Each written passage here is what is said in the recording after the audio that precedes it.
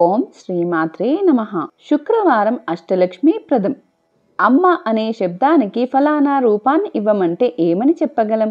అమ్మ మోసే బాధ్యతలు ఏమిటి అని స్పష్టంగా చెప్పమంటే ఏమని నిర్వహించగలం? అమ్మ అంటే అమ్మే.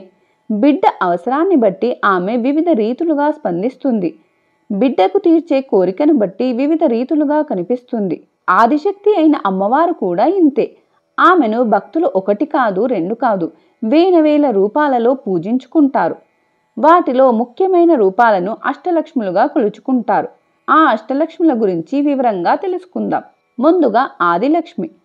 మహాలక్ష్మిగా కూడా కొలువబడే ఈ తల్లి అమ్మవారి ప్రముఖ రూపం. ఒక చేత పద్మాన్ని, మరో చేత తెల్లటి పతాకాన్ని ధరించి మరో రెండు చేతులో అభయ వరద ముద్రలను ఒసగే తల్లి. పాలకడలిపై నారాయణుని చెంత నిలిచి లోకాలను కాచుకునేది ఈ ఆదిలక్ష్మియే. ధాన్యలక్ష్మి. హైందవులకు వ్యవసాయం కేవలం ఒక వృత్తి మాత్రమే కాదు, ఒక జీవన విధానం కూడా. అందుకే మన సంస్కృతి యావత్తు వ్యవసాయాన్ని అల్లుకొని ఉండటాన్ని గమనించవచ్చు. ఆ వ్యవసాయం, దాంతోపాటు మన జీవితాలు కూడా సుభిక్షంగా ఉండేలా కాచుకునే తల్లి ధాన్యలక్ష్మి. అందుకు ప్రతీకగా ఆమె ఆహార్యం యావత్తు ఆకుపచ్చ రంగులో ఉంటుంది. చేతిలో చెరకుగడ, అరటిగెల, వరికంకులు కనిపిస్తాయి. ధనలక్ష్మి. భౌతికమైన జీవితం సాగాలంటే సంపద కావాల్సిందే. ఆ సంపదని ఒసగి దారిద్ర్యాన్ని దూరం చేసేదే ధనలక్ష్మి. అందుకే ఆమె చేతిలో దానానికి చిహ్నంగా బంగారు నాణేలు, సమృద్ధికి సూచనగా కలశము దర్శనమిస్తాయి. గజలక్ష్మి. రాజసానికి ప్రతినిధి. సంపదను అనుగ్రహించడమే కాదు, ఆ సంపదకు తగిన హుందాతనాన్ని, ప్రతిష్టను అందించే తల్లి.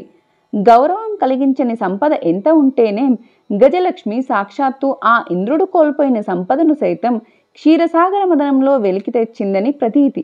అటూ ఇటూ ఏనుగులు ఆమెను అభిషేకిస్తూ ఉండగా గజలక్ష్మి అభయ వరద హస్తాలతోనూ రెండు పద్మాలతోనూ విలసిల్లుతూ కనిపిస్తుంది. సంతానలక్ష్మి. జీవితంలో ఎన్ని సిరులు ఉన్నా సంతానం లేకపోతే లోటుగానే ఉంటుంది. తరం తమతో నిలిచిపోతుందన్న బాధ పీడిస్తుంది. ఇలాంటి వారి ఒడిని నింపే తల్లి సంతానలక్ష్మి. ఒక చేత బిడ్డను పట్టుకొని మీకు సంతానాన్ని అనుగ్రహించేందుకు సిద్ధంగా ఉన్నానని సూచిస్తూ ఉంటుంది. ధైర్యలక్ష్మి.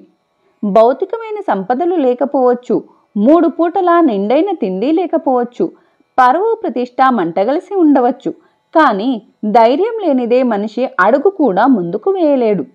రేపటి గురించి ఆశతో జీవించలేడు. అందుకే ఈ ధైర్యలక్ష్మిని తమతో ఉండమని భక్తులు మనసారా కొలుచుకుంటారు.